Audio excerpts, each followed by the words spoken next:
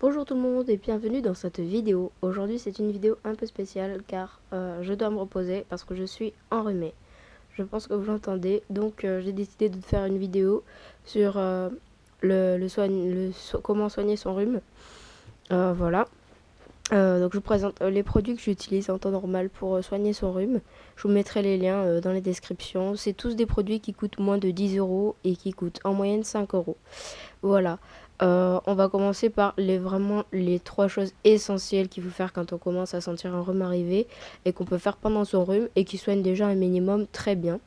Après, si jamais ça marche pas, il vous faut consulter un médecin. Si jamais vous n'aimez pas la consultation des médecins ni les médicaments comme moi, je vous conseille de faire ceci, c'est-à-dire d'utiliser une gamme d'huiles essentielles, un complément alimentaire et le baume du tigre. Et en plus, quelque chose qui aide votre système immunitaire à se renforcer. Ça, c'est une utilisation quotidienne dont je vous parlerai à la fin. Voilà, donc pour commencer, première chose à faire quand on est enrhumé, se moucher. Ce sera naturel, ça vous viendra naturellement parce que vous allez avoir le nez qui coule tout simplement. Au début, il faut savoir qu'un rhume, ça se présente par une toux qui est sèche et un mal de gorge. Et après cette toux sèche et mal de gorge qui dure environ une journée, vous commencez à avoir le nez qui commence à se boucher et à couler. Mais quand vous sentez que vous avez une petite toux sèche et que vous avez mal à la gorge qui gratte un peu, qui chatouille, c'est le rhume. Donc, commencez déjà à vous préparer à avoir votre rhume et donc utilisez ce début-là, qui est donc le mouchoir. Donc, préparez, allez acheter des mouchoirs le jour où vous commencez à avoir ça. Et aussi, quelque chose pour vous nettoyer les mains en toutes circonstances. Pour premièrement éviter de faire circuler votre virus de rhume et aussi pour vous protéger vous-même, c'est-à-dire rester sain. Voilà, donc à chaque fois que vous mouchez, pensez bien à nettoyer vos mains, soit au robinet, soit à l'eau, si vous n'aimez pas les solutions hydroalcooliques. Moi, je l'utilise parce que quand on est enrhumé, il faut évidemment penser à se reposer. Et donc, je minimise le mouvement, je reste au lit bien au chaud et je nettoie mes mains avec de l'hydroalcoolique. Voilà. Donc, c'est la première chose à laquelle il faut penser. Deuxième chose, décongestionnant nasal, donc c'est-à-dire un spray. Moi j'utilise des sprays, il y a aussi des décongestionnants en gélule, mais il faut savoir que c'est un traitement médicamenteux, certes sans ordonnance, mais il peut toujours y avoir des effets secondaires. Et bon, moi personnellement, je ne fais pas confiance à la médecine. Voilà, donc un petit spray tout simple avec de l'eau salée. Si jamais vous voulez pas acheter non plus un spray, vous pouvez acheter un petit ça s'appelle un nettoyeur de nez. En fait, je sais plus exactement le nom de ça. Et c'est en fait une espèce de théière dans laquelle vous mélangez soit du bicarbonate, soit de l'eau salée. Et vous nettoyez votre nez avec ça. Vous faites passer dans vos narines. Et en fait, vous rentrez le liquide dans une narine, vous penchez la tête et vous attendez que ça sorte par l'autre. C'est un peu délicat, mais ça s'apprend. Et c'est ultra bio, donc c'est super. Voilà. Et aussi, donc, du jus de citron et tout ce qui est agrumes. Donc, le le pamplemousse, l'orange, la clémentine, à foison quoi, à foison, surtout en hiver, à l'arrivée de l'hiver. Donc moi j'achète ça coûte 3 euros et ça me dure 3 4 mois. Voilà, donc c'est vraiment pas cher. Et puis là-dedans, il y a une vingtaine de citrons purs, il n'y a pas d'ajout, il y a rien de plus. Et voilà, c'est comme du citron normal, sauf que moi j'ai un peu toujours la flemme de faire mon citron parce que j'ai pas de machine électrique. Donc voilà, quand j'ai la motivation de faire mon citron, je prends un vrai citron. Mais sinon, j'utilise ça et c'est la même chose. Voilà. Et donc aussi, en plus de ça, ce sont des éléments qui sont pas visuels, mais si jamais vous êtes enrhumé et vous arrivez pas à vous lever le matin, ne vous prenez pas plus la tête, c'est que votre corps a besoin de repos pour combattre le rhume, donc restez au lit. Mais n'oubliez pas de passer par l'étape douche ou bain, qui est très très très importante, parce que la vapeur d'eau va faire monter votre température corporelle et éliminer le virus simplement et rapidement. Donc c'est très très important de penser à continuer à vous laver et de prendre une douche chaude qui soit agréable pour vous, mais le plus chaud ce sera, le meilleur ce sera, et le plus de vapeur il y aura, le meilleur ce sera. Voilà. Donc de penser à continuer à vous laver, même si vous êtes totalement fatigué, et restez bien au chaud ensuite. Pour les filles qui ont les cheveux longs, séchez vos cheveux, ça vous permettra d'éviter de perdre de la chaleur corporelle. Et une fois que vous avez fait ça, vous vous recouchez, vous mettez un plaid, deux plaids de plus sur votre couverture et vous restez bien au chaud et vous prenez du repos. Chaleur plus repos, c'est la combinaison excellente pour combattre le rhume.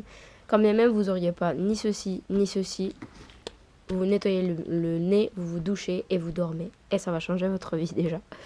Voilà pour le minimum. Après, si votre rhume continue, ce qu'il faut malheureusement faire, c'est aller consulter un médecin. Donc il va falloir sortir de chez vous, etc. Pour ceux qui savent déjà analyser les composantes d'un rhume et puis les symptômes, moi je vous conseille, si vous vous automédiquez, de faire ceci. C'est-à-dire utiliser un baume tigre blanc. Donc c'est une marque japonaise qui fait ça. Et donc c'est un baume du tigre, ça s'appelle. Il y a le baume du tigre chaud qui est pour les problèmes musculaires et articulaires, et le baume du tigre blanc pour les problèmes respiratoires et tous les maux de la vie quotidienne. Donc celui-ci, le baume rouge est réchauffant et le baume vert est refroidissant, plutôt à la menthe, à la menthe poivrée, à l'eucalyptus, etc. Ça se présente comme ceci. Donc il y en a de différentes tailles. Moi j'ai pris le plus petit parce que vraiment j'utilise pas beaucoup. Et en fait ça fait un an que je l'ai et il est toujours plein. Et parce que ça s'utilise en très petite dose, hein. Vous allez le voir vous-même si vous le procurez. Et donc ça fonctionne comme une crème et ça sent très très fort. Et donc du coup ça a une action immédiate et très très puissante. Donc ça, pareil pour un rhume, vous avez, vous avez le petit formulaire à l'intérieur. C'est écrit en chinois, mais bon, on comprend très vite ce qu'ils veulent dire parce qu'il y a quand même les petits dessins. Voilà, il y a même un sens de posologie qu'ils expliquent, donc c'est très sympa. Voilà, tac, ça vous voyez, hop hop hop. Donc vous avez l'essence d'application et vous pouvez en mettre un peu partout. Donc voilà, quand vous êtes enrhumé, ici c'est pour la tête, donc sur les tempes, ici. Et après ça c'est pour les douleurs de type choc et entorse, dont on n'a pas besoin, mais pour la respiration, ici la colonne vertébrale, devant et derrière, vous pouvez faire. Et les omoplates. Voilà un petit peu à quoi ça sert le baume du tigre. Alors laissez-moi ranger tout ça. Je vous demande 5 secondes. Hop. Dans la petite boîte.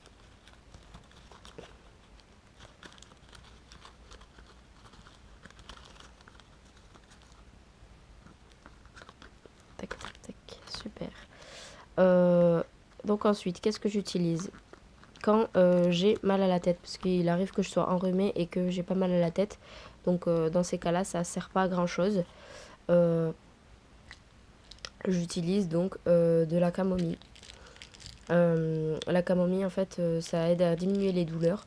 Bon, aussi, pour les personnes qui sont plutôt blondes comme moi, ça aide aussi à mieux retranscrire la mélanine et le magnésium contenu dans les éléments naturels qui nous entourent. Donc ça aide à bronzer, à devenir plus blond, mais aussi ça diminue les douleurs. Donc pour les filles aussi, petit conseil, les filles qui ont des règles douloureuses, testez ça, ça va changer votre vie.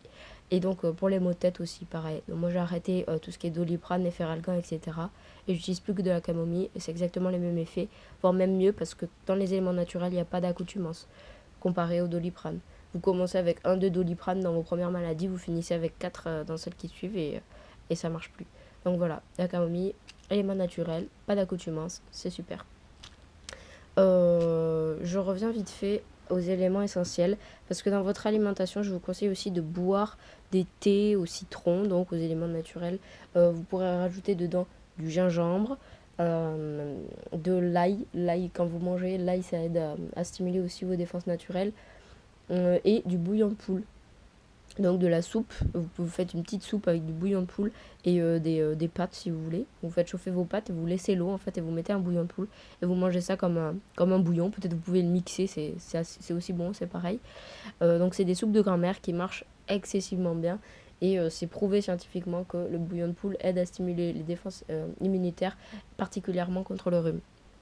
Donc allez-y, si vous aimez la soupe, foncez. Moi je suis trop contente parce que je vais pouvoir boire que de la soupe. Voilà.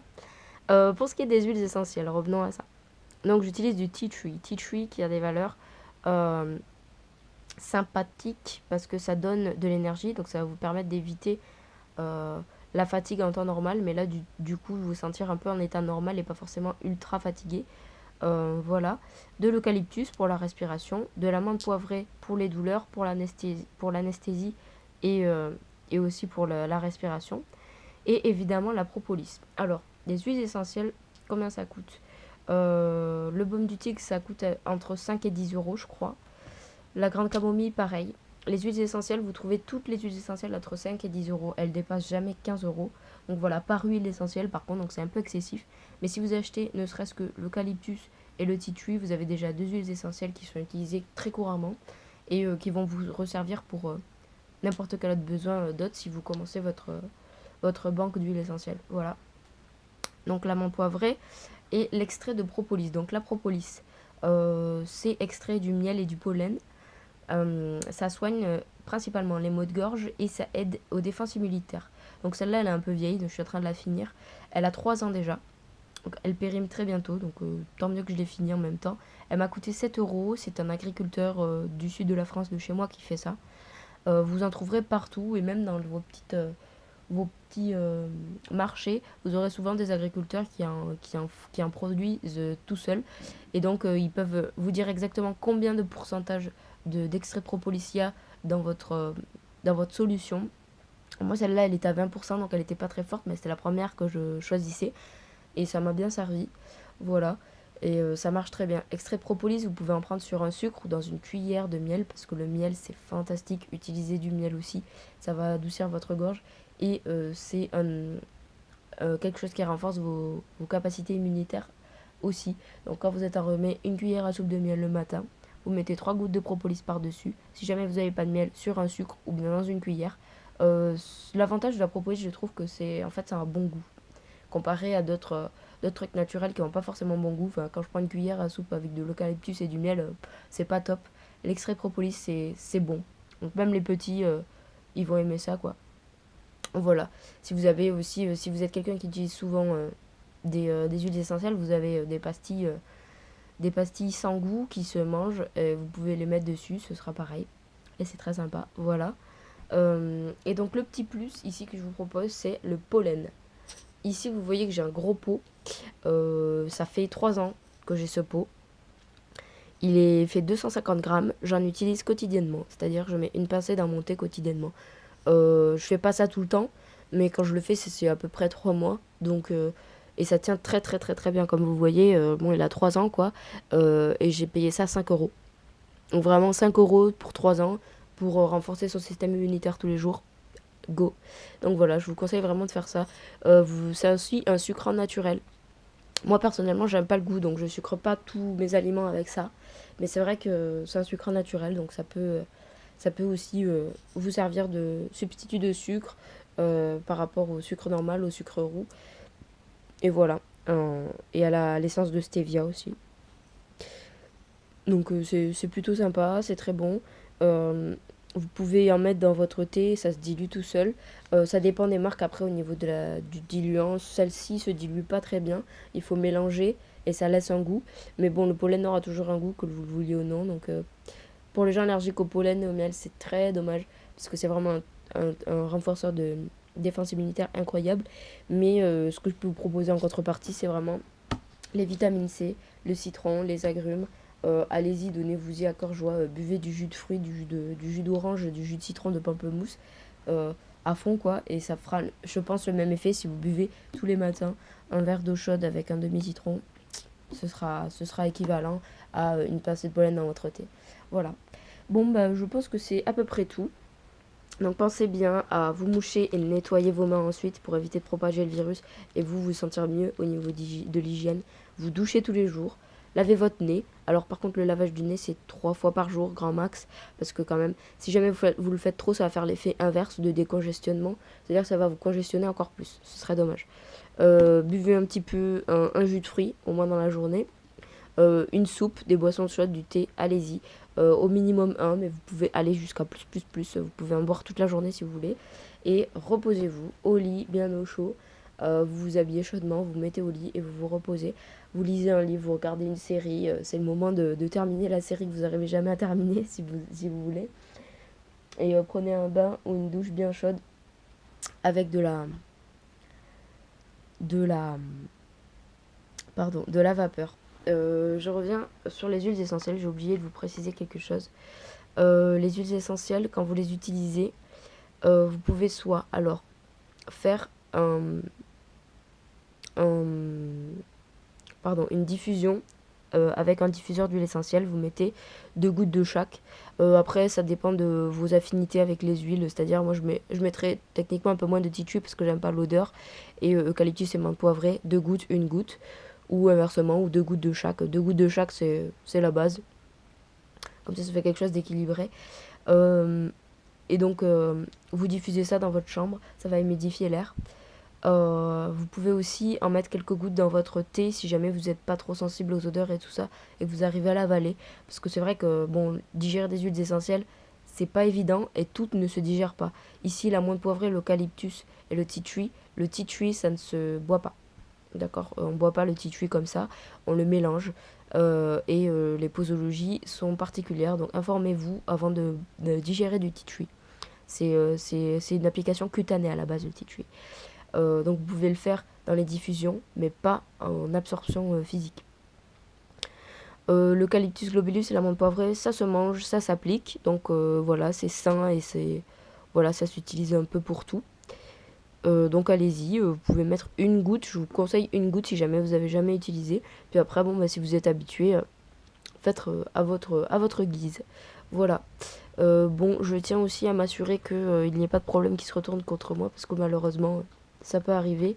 Donc je ne suis pas médecin, je ne suis pas diététicienne, je ne suis pas thérapeute.